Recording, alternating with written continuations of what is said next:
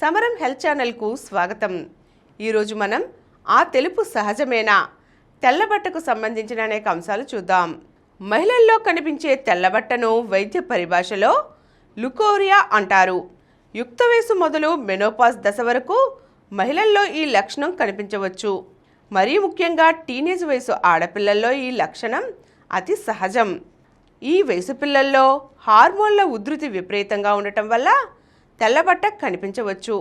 ఆరోగ్యకరమైన అలవాట్లను కలిగి ఉండి లైంగిక క్రీడలో పాల్గొనని యువతులు వైట్ డిశ్చార్జ్ గురించి కంగారు పడవలసిన అవసరం లేదు.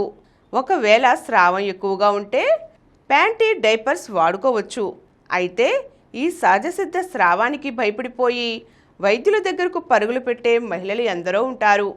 తెల్లబట్టను ఎప్పుడు ప్రమాదకరంగా భావించాలో తెలుసుకుంటే ఇటువంటి చింతలు కలగవు. ఈ లక్షణాలతో కూడిన తెల్లబట్టతో ఎటువంటి ప్రమాదము ఉండదు. అదేమిటంటే దుర్వాసన లేకపోవడం, తెల్ల సొనల పారదర్శకంగా ఉండటం, జిగటతో సాగే గుణాన్ని కలిగి ఉండటం. ఇక ఇలా ఉంటే అసహజం అని గుర్తించి వైద్యుని దగ్గరకు వెళ్ళవచ్చు. పెరుగును పోలి ఉండటం, పసుపు ఆకుపచ్చ రంగులు కలిగి ఉండటం, దుర్వాసన వెలువడటం, దురద, మంట, అసౌకర్యం కనిపించటం. దీనికి కారణాలు. దుర్వాసనతో కూడిన అసహజమైన తెల్లబట్టకు వేర్వేరు కారణాలుంటాయి. పలు రకాల ఫంగల్, బ్యాక్టీరియల్ ఇన్ఫెక్షన్లు, లైంగిక వ్యాధులు, రక్తలేమితో వ్యాధి నిరోధక శక్తి తగ్గడం. ఈ సందర్భాలలో దుర్వాసనతో కూడిన వైట్ డిశ్చార్జ్ కనిపిస్తుంది. ఈ సమస్యను నిర్లక్ష్యం చేస్తే ఫెలోపియన్ ట్యూబ్స్ మూసుకుపోయి గర్భధారణ సమస్యలు తలెత్తుతాయి.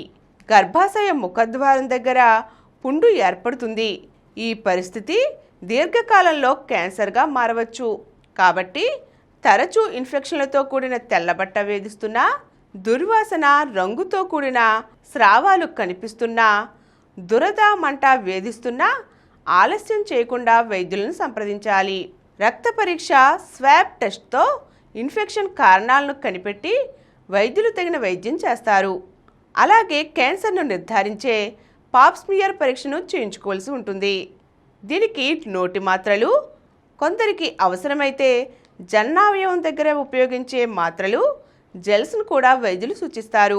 రక్తం తక్కువగా ఉన్నప్పుడు ఐరన్ మాత్రలు ఇస్తారు.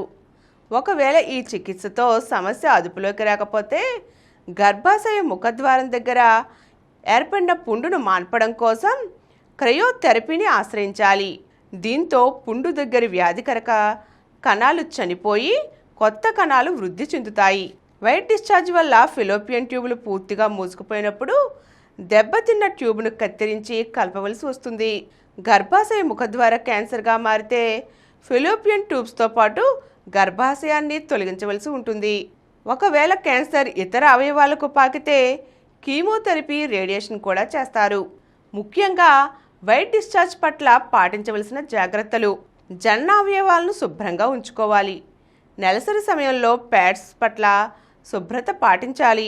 సర్జరీల తర్వాత ఇన్ఫెక్షన్లు రాకుండా చూసుకోవాలి. అసురక్షిత లైంగిక విధానాలకు దూరంగా ఉండాలి. పోషకాహారంతో రక్తలేమిని తొలగించుకోవాలి.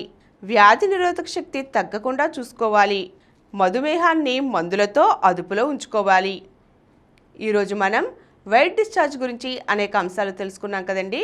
మరో చక్కని అంశంతో మళ్ళీ కలుద్దాం. ఈ కార్యక్రమం మీకు ఎంతో నచ్చింది కదా. ఇటువంటి మరిన్ని వీడియోల కోసం అనతి కాలంలోనే 20 కోట్లకు పైగా వ్యూస్ సాధించిన సమరం ఛానల్ సమర్పించు సమరం హెల్త్ ఛానల్కు సబ్స్క్రైబ్ చేయండి, లైక్ చేయండి, మీ ఫ్రెండ్స్కి షేర్ చేయండి.